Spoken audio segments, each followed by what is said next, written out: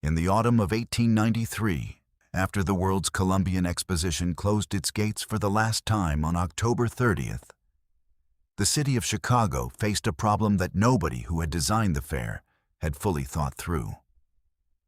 What to do with 200 acres of temporary buildings, each one constructed to look permanent, each one made of a material called staff, a mixture of plaster of Paris, cement, and jute fiber, cast over steel frames and painted white to imitate stone, that was, in the end, not permanent at all, and never intended to be. The White City, as the popular press had called it, was not white marble. It was not carved granite. It was not anything that could be repurposed or preserved without an investment that the fair's organizers had not budgeted for, and that the city of Chicago had no interest in making. The buildings had to come down. The rubble had to go somewhere specific, in large volume, before the winter made hauling impossible. And the organization of that removal, the contracts, the Teamsters, the wagons, the receiving sites, the money that changed hands, was handled by a private demolition and hauling consortium whose records are not in the Chicago History Museum, are not in the Illinois State Archives, and are not, as far as I have been able to determine, in any publicly accessible institutional collection in the United States. What exists is a series of Teamster employment records held by the Teamsters' local 705 archive in Chicago, a collection that the union has maintained since its predecessor organization was chartered in 1902, and that covers, in its earliest boxes, the employment and dispatch records of several hauling firms that were operating in Chicago in the 1890s and were absorbed into the union structure when Local 705 was organized. Those records include, in a box labeled Affiliated Firms, Pre-Charter Period, 1891-1902, a ledger from a hauling firm called the Reinhardt Brothers Cartage Company that covers the period from November 1893 through March 1894, and that records, in weekly entries, the dispatch of teams and wagons for a contract identified only as WF Removal, South Routing. I came to this through a property records anomaly in the Cook County Deed Index, which is not the most romantic origin story for an investigation, but which is the kind of origin story that produces reliable results. I had been researching the development of Chicago's South Side in the years immediately after the fair, trying to understand how the Jackson Park site had been converted from fairgrounds to the public park it is today. And I kept encountering references in the deed records and improvement documents of the late 1890s to fill material being present on certain parcels at depths and in quantities that could not be explained by normal construction debris accumulation. Several South Side properties that were developed in the 1895 to 1905 period had improvement surveys noting unusual fill depth or fill material of non-native composition at depths of 4 to 8 feet below the original grade. Fill material that had been deposited in the preceding 2 years and that was not native to the site it was deposited on. That is what staff becomes when it is demolished and buried. Fill, rubble, crushed plaster and cement and fiber, and somebody had put it somewhere specific, and the Reinhardt Brothers ledger, when I finally found it in Box 6 of the Teamsters' Local 705 pre-charter materials, tells a partial story of where. By the time this reaches you, you will understand what the WF Removal, South Routing entries in the Reinhardt Brothers ledger actually describe, who the last surviving Teamster from that contract was, what he told a journalist in 1941, and why the location those entries point toward is not on any map of what the fair's rubble became. The scale of the demolition problem is worth understanding precisely because it explains why the removal left a documentary gap rather than a paper trail, and because it is the kind of problem that produces the specific kind of improvised institutional silence that I have come to recognize as the signature of something worth tracing. The Columbian Exposition had constructed approximately 200 buildings on the Jackson Park site over the course of 2 years, employing at its peak more than 40,000 workers and consuming enough building material to rank among the largest single construction projects in American history to that point. The largest of these buildings, the Manufactures and Liberal Arts Building, which at the time of its construction was the largest building in the world by floor area, covering more than 30 acres under a single roof, contained enough staff to fill several city blocks to window height if it were reduced to rubble.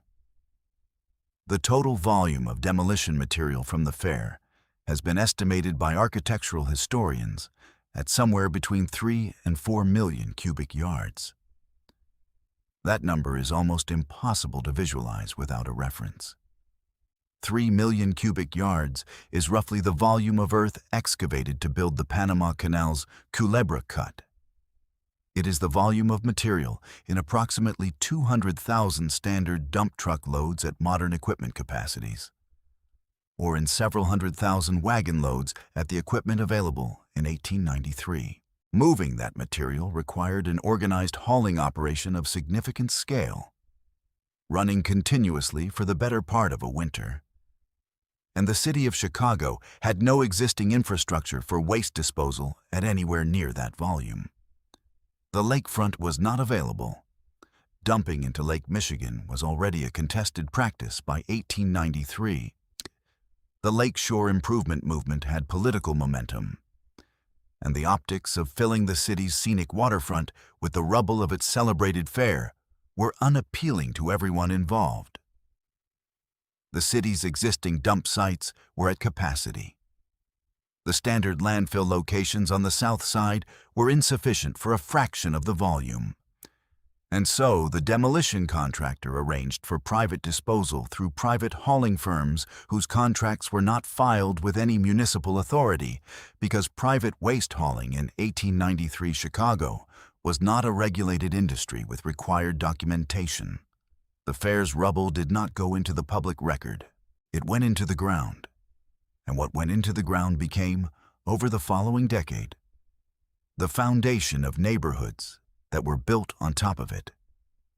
And the story of where it went became the story of where those neighborhoods stand. This is the part I keep returning to, because 3 to 4 million cubic yards of rubble does not disappear.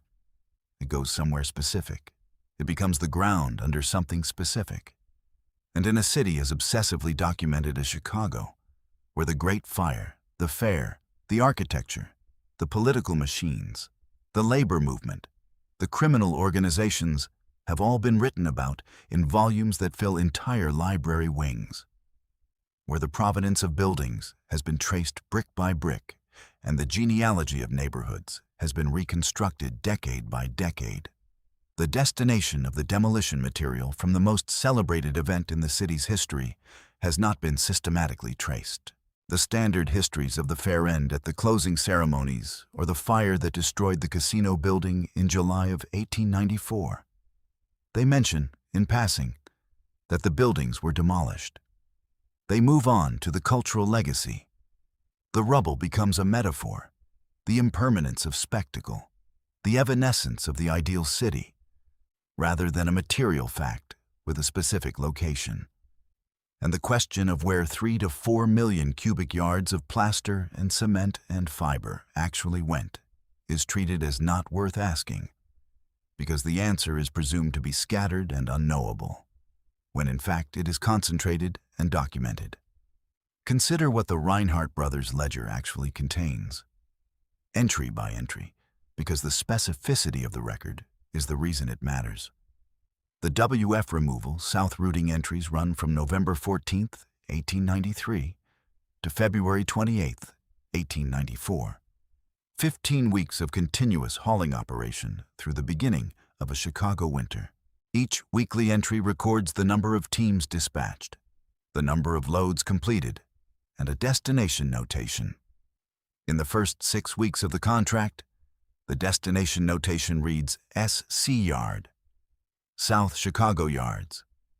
a staging area that the ledger's other entries connect to construction material storage in the Calumet River Industrial Corridor.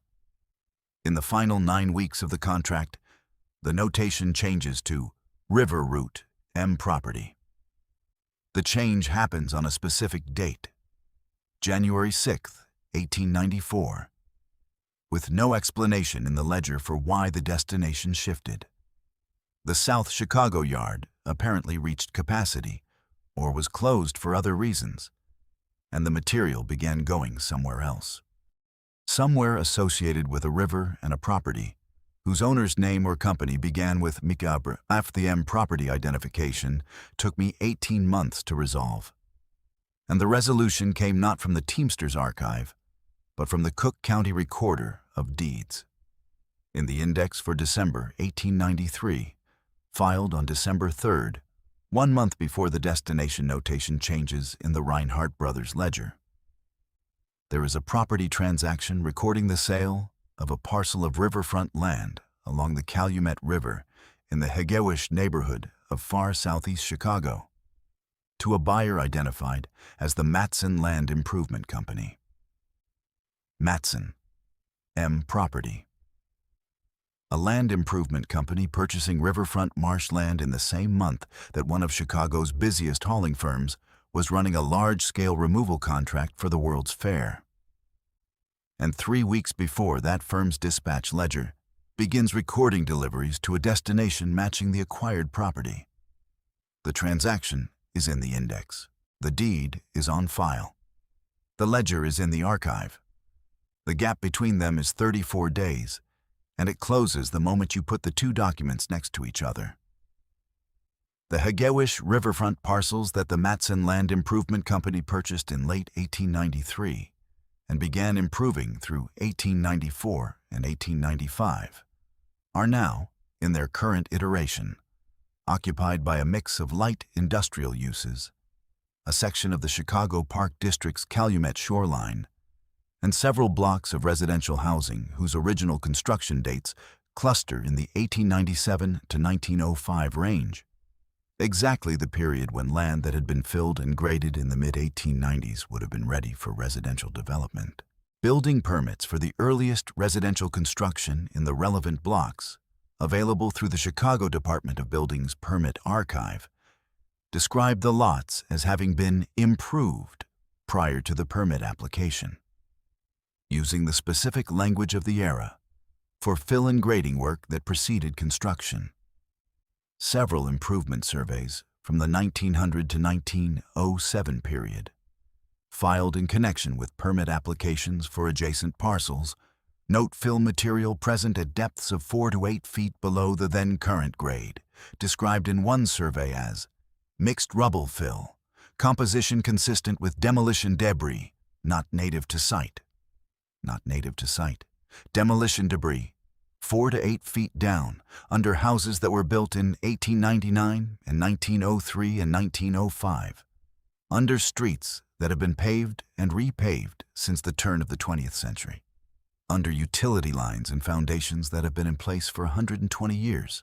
The fill is stable, which fill made primarily of plaster and cement fiber would be, and has given no indication of its origin to anyone living above it, because the people living above it have had no reason to know there was a question to ask.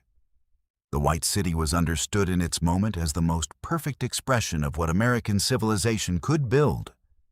A city of gleaming white buildings arranged along a formal lagoon, populated by the products of every nation and the machinery of every industry, opened to 27 million visitors over 6 months before it was dismantled and removed. The removal was understood, in the histories that came after it, as the ending of an episode, the closing of a chapter, the dispersal of something that had never been meant to last. It was all of those things. It was also a physical event that produced a specific material outcome in a specific location. And the location is Hegewisch. And the material is still there, and it has been there, under the street and under the foundations, since the winter when Joseph Wlodarczyk made his last nighttime run and did not look back. The last Teamster who drove for Reinhardt Brothers on the WF removal contract was a man named Joseph Wlodarczyk, who was 19 years old when the contract ran and who was still alive in 1941. When a Chicago Tribune reporter named Helen Briggs was writing a retrospective piece on the fair's 50th anniversary and managed, through a combination of union contacts and neighborhood research in the Polish community of Bridgeport, to locate 3 surviving participants in the demolition work. Wlodarczyk was one of them, living in the Bridgeport neighborhood, 77 years old and willing to talk. Briggs's article ran on October 19, 1941, on page 14 of the Tribune, an anniversary feature. The kind of piece that runs on an inside page because it is interesting rather than important, the kind of piece that gets read once and then sits in the archive for 80 years. Briggs quotes Wlodarczyk in 3 paragraphs, 2 of which describe the working conditions of the demolition crews in the winter of 1893 and 1894. The cold that came off the lake, the dust from the staff demolition that settled on everything and turned gray in the rain, the 16-hour days, and the horses that had to be walked slowly on the frozen roads to keep them from going down. Working conditions, remembered by a man who was 77, with the specific texture of physical memory. The cold, the dust, the hours. Ordinary historical color. But the 3rd paragraph says something that Briggs apparently did not recognize as significant, because she did not follow up on it in the article. And the article ends with a general reflection on the enduring legacy of the White City in the American imagination. And Wlodarczyk's observation sits there on page 14, unexamined. What Wlodarczyk told Briggs was this: that toward the end of the hauling contract, during the final 6 or 7 weeks when the Reinhardt Brothers teams were making the longer run south to what he called the Hegewisch fills, there were runs when the wagons arrived at the fill site and the foreman would not let the drivers approach the deposit area directly. They unloaded at the edge of a designated staging area, and the foreman or one of his assistants directed where the material should be placed, and the drivers were told to head back as soon as the wagon was empty. This was not the practice at the earlier South Chicago yard. At that site, the drivers had unloaded freely and knew the destination. At the Hegewisch fills, something had changed. Wlodarczyk told Briggs he had made that run approximately 30 times between January and late February of 1894, and that on most of those runs it was full dark by the time they arrived, and that the instruction not to approach the fill face was consistent across all those runs, regardless of which foreman was on site that night. He told Briggs he had assumed at the time that it was a safety precaution, unstable fill, soft ground near the river, the kind of hazard that a 19-year-old Teamster would accept as a reasonable explanation and not question. He described the area as large, larger than the South Chicago yard had been. He said it smelled of river mud and something else he could not name, something mineral or chemical that he associated with the fair, but that was different from the ordinary staff dust he had been breathing for weeks. He said he had not thought about it again until Briggs asked. And then he thought about it, and he told her what he remembered. And Briggs wrote it down and put it on page 14 and moved on to the legacy of the White City, because in 1941 nobody was looking for the rubble, and the legacy was what the assignment was about. The Briggs article is in the Chicago Tribune archive, digitized and searchable. The 3 paragraphs about Wlodarczyk are on page 14. The Reinhardt Brothers ledger is in Box 6 of the Teamsters Local 705 pre-charter materials in the Union's archive on West Washington Boulevard. The Matson Land Improvement Company deed is in the Cook County Recorder of Deeds Index under instrument number 2-847-391, filed December 3, 1893. The property improvement surveys noting unusual fill depth at Hegewisch residential parcels are in the Chicago Department of Buildings permit records for the relevant addresses, accessible through the city's permit archive on a parcel-by-parcel basis. What is under those streets in Hegewisch has not been systematically investigated, because the question of where the fair's rubble went has not, until now, been treated as a question with a specific answer that could be found in documents that have been accessible for decades. The fill is under several feet of subsequent development, pavement, utility lines, foundations, and is not going anywhere. The White City, which the popular imagination of 1893 understood as gleaming and permanent and entirely new, is still there, buried in a marsh that was filled in the winter between the fair's end and the beginning of the Chicago that grew up over it. It is not a monument. It is not a historical site. It is the ground under somebody's house in Hegewisch, and it has been there, 128 layers of fill below the present-day street grade, since Joseph Wlodarczyk made his last nighttime run in late February of 1894 and did not look back. If you know someone who thinks about where things go when the spectacle is over, share this with them.